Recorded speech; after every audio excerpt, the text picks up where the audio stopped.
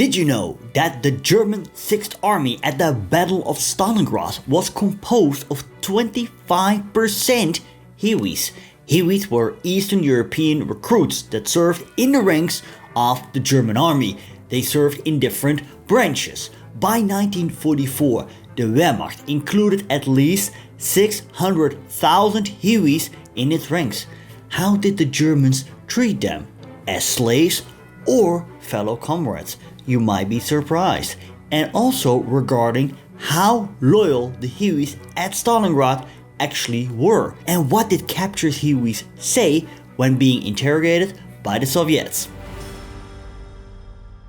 Good to have you back on the channel. If you're new, my name is Stefan. I'm a Dutch history teacher and I make videos about history for you. I just love these niche topics, not everybody does. But if you do, awesome.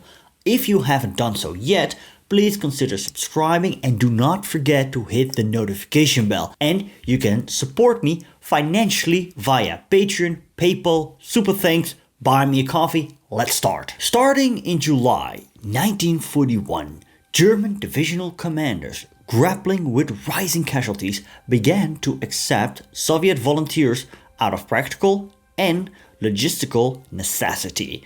Soviet prisoners of war and defectors were put to work as interpreters, vehicle drivers, cooks, medics, ammunition handlers, and messengers within German units. In the first months of Operation Barbarossa, the Germans captured millions of Soviet POWs. These were deprived of food and shelter. Millions starved to death. Some were offered the German uniform, and many did. According to historian Richard Overy, around 1 million or so Soviet citizens collaborated in some way or form with the Germans. Meanwhile, civilians were recruited into supply services and construction units. Some POWs, still in Red Army uniform but stripped of Soviet symbols, were assigned menial tasks in German formations. In September 1941, Hitler reluctantly approved the enlistment of Soviet civilians as unarmed voluntary assistants, known individually as Hilfswillige, abbreviated Hiwi, in rear area roles, with a limit of up to 15% of a division's manpower, roughly 2,500 men. However, armed Hiwis soon exceeded these limits and began appearing in frontline combat units. For example, by late 1942, the 134th Infantry Division of the 2nd Panzer Army was made up of 50% Hiwis, while the 6th Army at Stalingrad included 25% Hiwis in its ranks. A few distinct Hiwi formations, such as Ersatzbataillon 46, were also established later in the conflict. By 1944, the Wehrmacht included at least 600,000 Hiwis, some of whom were women, serving as doctors and nurses. German attitudes towards them range from suspicion to respect. Most Hiwis, aware of the dire consequences of returning to Soviet control, generally served with loyalty. Hiwis typically wore a mix of clothing, stripped down Red Army uniforms, civilian attire, or gentleman uniforms lacking insignia like breast eagles, collar tabs, and shoulder boards. Starting on the 1st of October 1941, they were required to wear an armband on their left sleeve to mark their service within the Wehrmacht. After 2 months of probation, they could be issued full German uniforms, insignia, and rank. With experience, many Hiwis were visually indistinguishable from regular German soldiers. Other Hiwis took on more sinister tasks. They participated in the persecution of Jews in Eastern Europe. Odilo Globocnik, a high-ranking leader of the SS, played a vital role in Operation Reinhard, the organized murder of around 1.5 million Jews, mostly of Polish origin. Globocnik drew on additional manpower sources. The first was the Sonderdienst, special service, which consisted of small groups of ethnic Germans who had been mobilized and trained following the German occupation. By the summer of 1940, These units were assigned to the heads of civil administration in each county within the district. More significantly, however, were the so-called Trawniki. As local recruitment failed to meet his needs, Globocnik persuaded Himmler to allow the enlistment of non-Polish auxiliaries from regions along the Soviet frontier. The central figure overseeing this effort within Operation Reinhardt was Karl Streibel. He and his team visited prisoner of war camps and enlisted Ukrainian, Latvian and Lithuanian volunteers. These Hiwi recruits were selected for their strong anti-communist and often also anti-Semitic views. They were enticed with the promise of escaping starvation and were assured they would not be deployed in combat against Soviet forces. Once recruited, they were sent to the SS training facility at Trawniki. There, under the supervision of German SS officers and ethnic German NCOs, the men were organized into units according to nationality. Alongside the order police, they became the second key source of personnel for the private military forces that Globocnik would use in the operation to clear Jewish ghettos. They were not only involved in the clearing of ghettos, also in the murder of its Jewish inhabitants. A German sergeant in the 2nd Company of Reserve Police Battalion 101 recalled how the Hiwi Trawniki men, as well as SS officers, became increasingly drunk before the killings began. The victims were led to a large grave. In their state of intoxicated excitement, the Hiwis initially began shooting the Jews at the entry to the grave. As a result, the Jews killed first blocked the slope. Thus, some Jews went into the grave and pulled the corpses away from the entry. Immediately, large numbers of Jews were driven into the grave and the Hiwis took their positions on the walls that had been thrown up. From there, they shot the victims. Water mixed with blood began to flood the pit, eventually rising above the knees of the Hiwis standing inside. As the murders continued, more of the Hiwis became intoxicated and gradually collapsed into drunken stupors, reducing the number of shooters. At that point, the German police were instructed to take over the killings.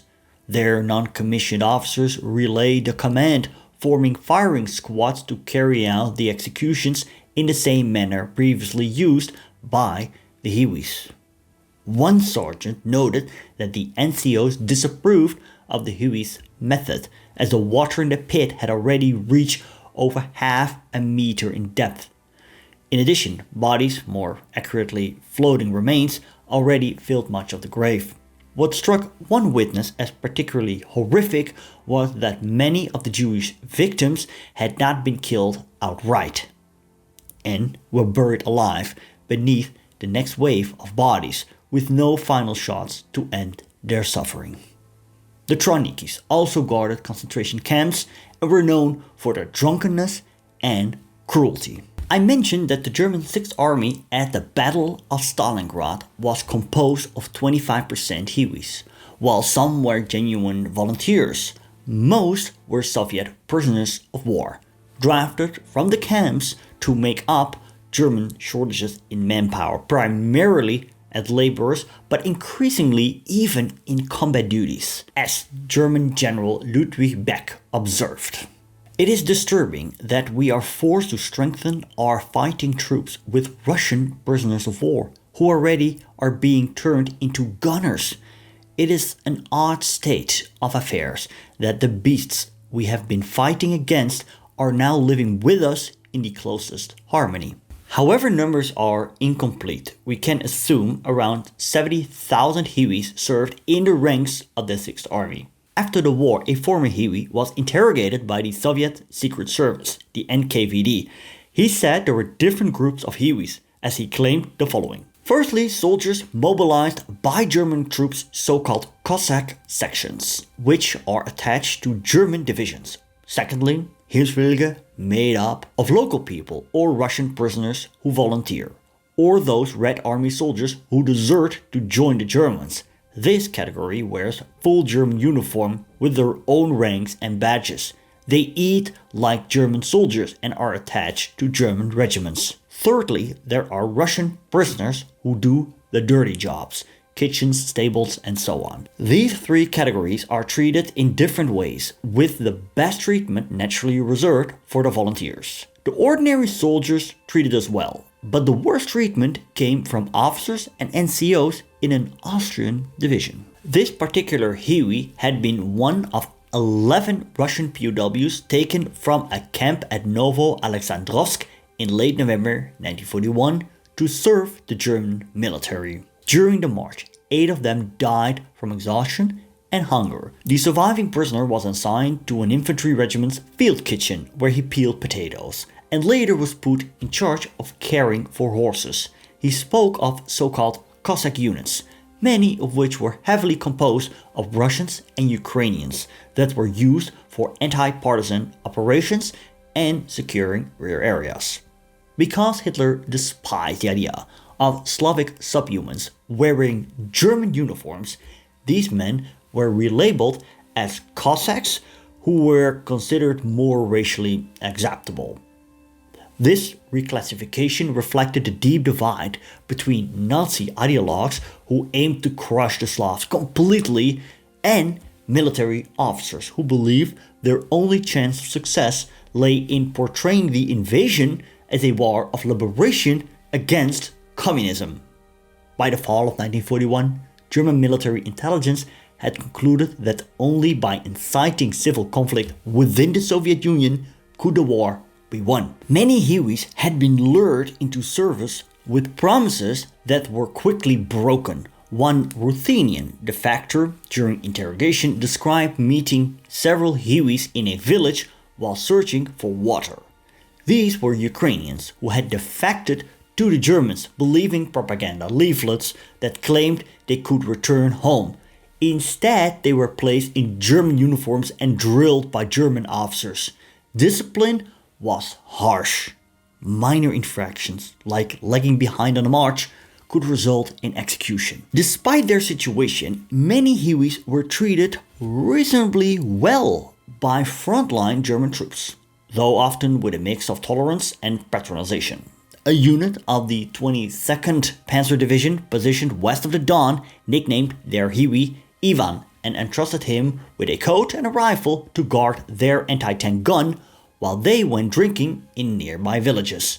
On one occasion, however, they had to rush back to protect him when Romanian soldiers discovered he was a Hiwi and tried to kill him on the spot. To Soviet authorities, the idea that former Red Army soldiers were now serving with the enemy was alarming. It led to the belief that earlier political purges and internal security efforts had been insufficient. Both the Stalingrath front political sections and the NKVD were obsessed with the fear that Hiwis were being used by the Germans to infiltrate Soviet positions.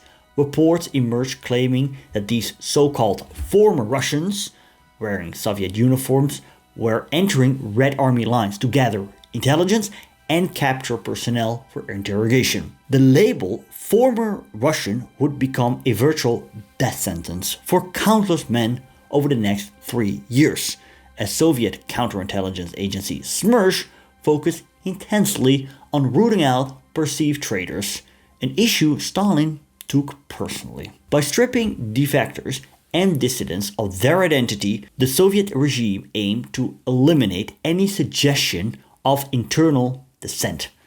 And then it was January 1943. The German pocket in Stalingrad grew smaller and smaller as the Soviets reduced the Axis positions.